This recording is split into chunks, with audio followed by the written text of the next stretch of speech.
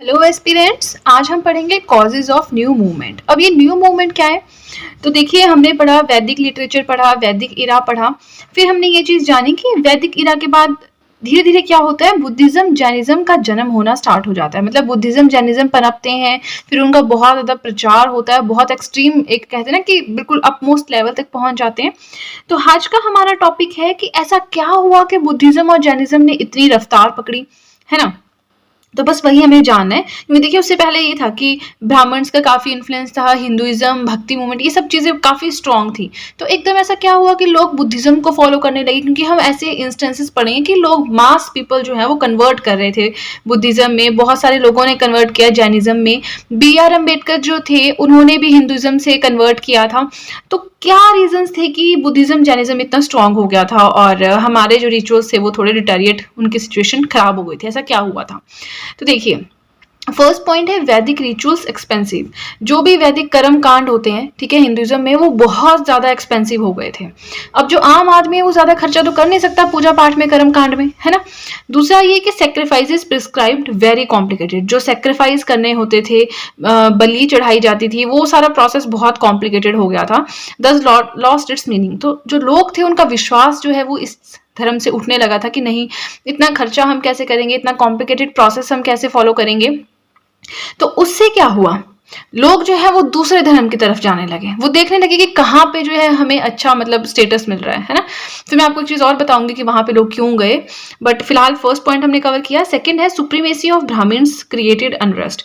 ब्राह्मण जो है वो बहुत ज्यादा सुप्रीम हो गए थे, उनका लेवल जो है सुप्रीमेसी का बहुत एक्सट्रीम लेवल तक पहुंच गए थे, खुद को बहुत महान मानते थे, खुद को बहुत सुपीरियर मानते थे, जिसकी वजह से लोगों में अनरेस्ट जो है वो क्रिएट हो गया था।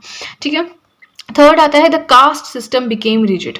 अब कास्ट सिस्टम जो है बहुत रिजिड हो गया था। हम पढ़ते हैं ब्राह्मण, क्षत्रिय, वैश्य, शूद्र, ये वर्ण सिस्टम पढ़ते हैं। फिर हर वर्ण के अंदर खुद की क्लासिफिकेशंस हैं।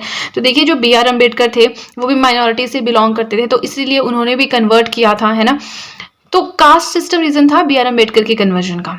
बहुत रिजिड हो गया था। जो लोअर कास्ट के थे उनको बहुत बुरी तरह से जो है वो देखा जाता था, बहुत उनके साथ भेदभाव किया जाता था। इवन आप आज की डेट में भी देखेंगे, बेशक काफी कम हो गया है, बट थोड़ा बहुत फिर भी मिलता है देखने को, है ना।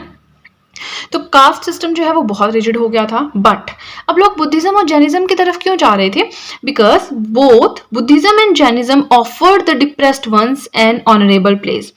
बुद्धिज्म में और जैनिज्म में जो डिप्रेस्ड क्लासेस थी उनको एक बहुत अच्छा स्थान दिया गया। ठीक है, उनको कहते हैं ना वो अछूत नहीं समझा जाता था, उनको एक अच्छी पोजीशन, अच्छा स्टेटस दिया गया, उच्च जाति, उच्च कोटि, मतलब कह सकते कि हाई लेवल का माना गया, है ना।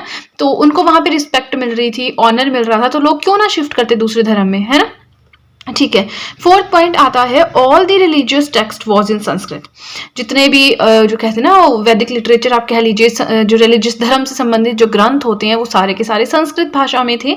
Which was not understandable by the masses. अब जो आम आदमी है उनको संस्कृत समझ नहीं आती थी। आम आदमी की भाषा थी पाली और प्रकृत। ठीक है। अब पाली प्रकृत जो है बुद्धिज्म जैनिज्म ने अपनाई। लोगों का ये भी रीजन रहा वहां पे जाने का, क्योंकि उनको पाली प्रकृत के ग्रंथ समझ आते थे, उनको संस्कृत भाषा नहीं आती थी। ठीक है। फिफ्थ आता है इंटेलेक्चुअल रेवोल्यूशन। रेवोल्यूशन होता है क्रांति आना इंटेलेक्चुअल लेवल पे। लोगों की जो बुद्धि शक्ति थी, समझने की शक्ति थी, तर्क शक्ति थी, वो थोड़ी बढ़ने लगी। वो समझने लगे कि अरे ब्राह्मण्स को इतनी सुप्रीमेसी क्यों मिल रही है, सब समान है, भगवान ने सबको एक जैसा बनाया है ना। तो ऐसी ऐसी चीजें उस टाइम आने लगी थी। तो फिर ये भी एक रीजन रहा कि वो बुद्धिज्म जैनिज्म की तरफ गए। अब देखिए क्वेश्चंस अगर आप देखिए मेंस की तरफ से कर रहे हैं ना प्रिपेयर, तो ऐसी ऐसी जो छोटी छोटी चीजें इनको नहीं छोड़ना, क्योंकि क्वेश्चंस यहाँ से बनते हैं जो हम छोड़ देते हैं। ठीक है, कि बुद्धिज्म जैनिज्म आया तो क्यों आया। तो अब इन 5 पॉइंट्स को आपकी अपनी कला है, आपकी अपनी आर्ट है कि आप कितने अच्छे से एक्सप्लेन करते हो। ठीक है।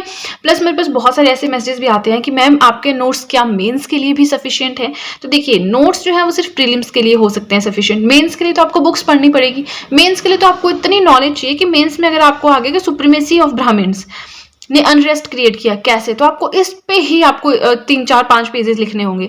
तो आपको वो डेप्थ में स्टडी करनी है कंसेप्चुअल डेटा की। यहाँ तो आपको सिर्फ फैक्ट्स मिलेंगे कि हाँ क्या क्या रीजंस थे, वैदिक रिचुअल्स था, सैक्रिफाइसेस प्रिस्क्राइब्ड कॉम्प्लिकेटेड हो गए, ब्राह्मण्स की सुप्रीमेसी बढ़ गई, रिलीजियस टेक्स्ट संस्कृत में थी। तो यहाँ पे तो आपको सिर्फ पॉइंट्स मिलेंगे ना पढ़ने के लिए।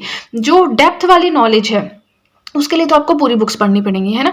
मैं कभी जैसे मेरे सब्जेक्ट्स कंप्लीट होंगे तो उसके बाद मैं एक ऐसी सीरीज लाऊंगी कि आंसर राइटिंग कैसे करनी है, या जो मैं जिस तरह से मैं खुद करती हूँ वो मैं बताऊंगी। मैं ऐसा नहीं कहूँगी मैं एक्सपर्ट हूँ इस चीज़ में, बट जैसे मैं खुद प्रेफर करती हूँ, खुद तैयारी करती हूँ, तो उस तरह से आपको बताऊंगी। ठीक है, फिलहाल के लिए हमने ये समझ लिया बुद्धिज्म जैनिज्म क्यों इतना मतलब इतना रफ्तार पकड़ी उसने, क्यों इतना फैला, है ना। आज की वीडियो के लिए इतना ही था। अब नेक्स्ट वीडियो में हम स्टार्ट करेंगे बुद्धिज्म एंड जैनिज्म से। अब एक वीडियो तो इनकी नहीं बन सकती है, अदरवाइज वीडियो बहुत लंबा हो जाएगा, बट मेरी कोशिश यही रहेगी कि 2 या 3 वीडियोस में एक टॉपिक को कवर किया जाए। एंड आपसे रिक्वेस्ट है कि आप नोट्स ज़रूर बनाएं। मैं हर बार कहती हूँ नोट्स बनाएं बिकॉज बहुत ज़्यादा बेनिफिशियल होते हैं आपके एंटायर प्रिपरेशन में। एंड इसी के साथ एक चीज़ और बताना चाहूँगी, अगर अब आप चाहें तो मेरे हैंड रिटन नोट्स को परचेज भी कर सकते हैं। उसके लिए आपको क्या करना है, डिस्क्रिप्शन बॉक्स में एक लिंक दिया है, उस लिंक पे जाके क्लिक करना है। जैसे ही आप उस लिंक पे क्लिक करेंगे आप डायरेक्टली मेरे कॉन्टैक्ट में आ जाएंगे, प्लस जो भी आपके डाउट्स हैं, क्वेश्चन हैं, क्वेरीज हैं, आप मुझसे पूछ सकते हैं। एंड प्राइसिंग डिटेल्स भी मैं आपके साथ शेयर कर दूंगी। एंड बिलीव मी, बहुत ही ज़्यादा अफोर्डेबल रेट पे आपको नोट्स मिल जाएंगे, तो ऐसा कोई इशू नहीं है। ठीक है, एंड इसी के साथ एक चीज़ और, अगर अब आप चाहें तो मुझे इंस्टाग्राम पे फॉलो भी कर सकते हैं। उसके लिए भी मैंने लिंक डिस्क्रिप्शन बॉक्स में दे दिया है। काफ़ी सारे मैसेजेस आते थे कि मैम हमें आपसे गाइडेंस चाहिए, हेल्प चाहिए, काउंसलिंग चाहिए, तो हम आपसे कैसे कांटेक्ट करें। तो आई बिलीव इंस्टाग्राम से अच्छा कुछ नहीं होगा।